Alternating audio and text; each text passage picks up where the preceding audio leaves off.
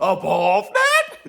Look, I really think it's important to make this video. To start off, I just want you guys to understand this about this video. This isn't a Devin Haney video. This isn't a Gervonta Tank Davis versus Devin Haney video. This video isn't a protect Gervonta Tank Davis or attack Gervonta Tank Davis at all costs and measures video. So what I don't want in the comments, or if you guys are not commenting, you viewers watching, I don't want you guys to see this video emotionally as anything outside of the topic. So let's just think rationally and logically about this. And the topic is this: Gervonta Tank Davis, considering the landscape of boxing, cannot be an all-time great without moving up to 140. Mr. Grinch, and that's the eggnog, Oberwise.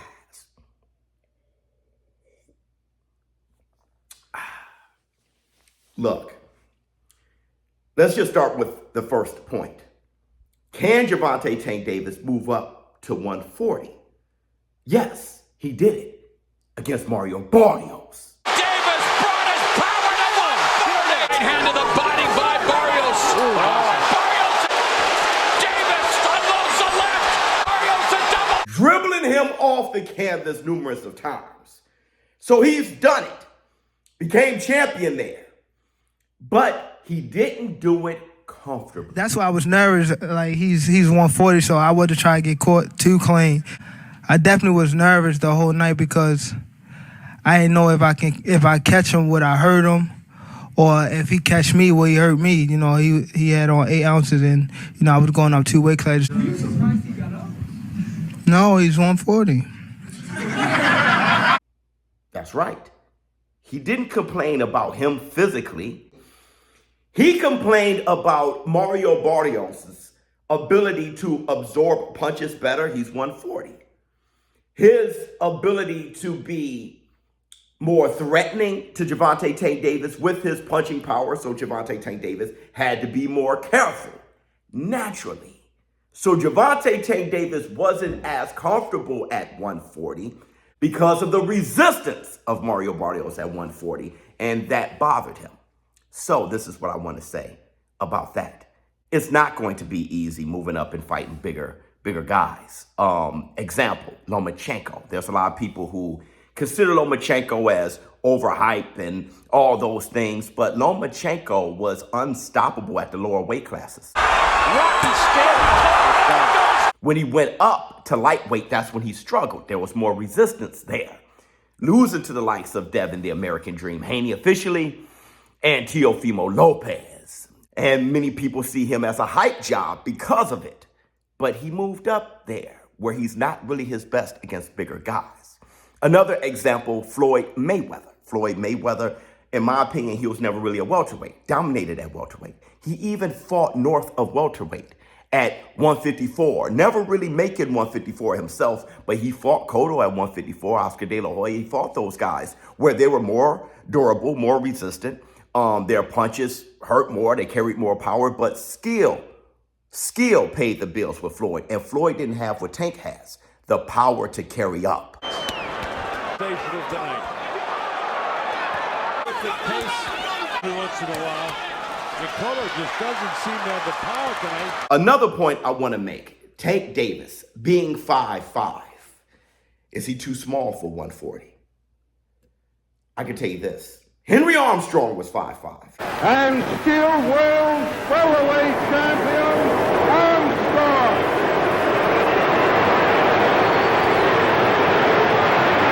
He fought all the way up to middleweight. Another one, 5'5". Manny Pac-Man Pacquiao was also 5'5". He fought at a catchweight. You know, he fought Margarito. Done. Pacquiao said, leave it there. I want to use it as a target.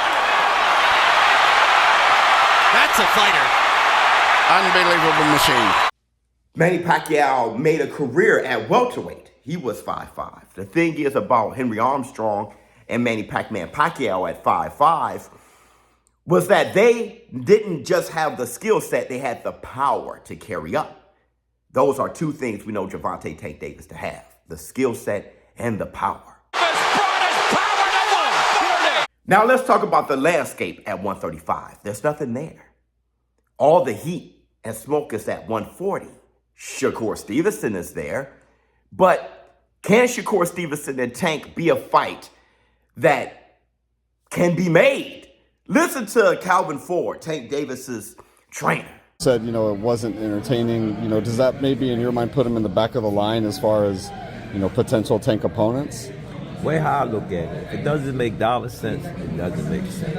I tell my youngin every time, he is not taking a pay cut. He's a very great boxer. You know what I'm saying? He can box. He can't take that from him. You know what I'm saying? But he know I know. Shakur is a great fighter, but he's not that guy. Even he is saying that Shakur Stevenson just doesn't have the popularity to make the fight happen. On top of that, pretty much saying that he's not a real one. I don't think Shakur Stevenson versus Tank Davis is a fight that could be made anytime soon, especially after the stinker that Shakur Stevenson put up against De Los Santos. And I think Shakur Stevenson, he has the height, he has the reach, he has the abilities, he has the skill set to be able to move up to 140 himself, where all the smoke is, the rest of the kings at 140. So, Gervonta Tank Davis at 135. What kind of wins can he rack up for people to look at his resume and say, oh, he's an all-time great?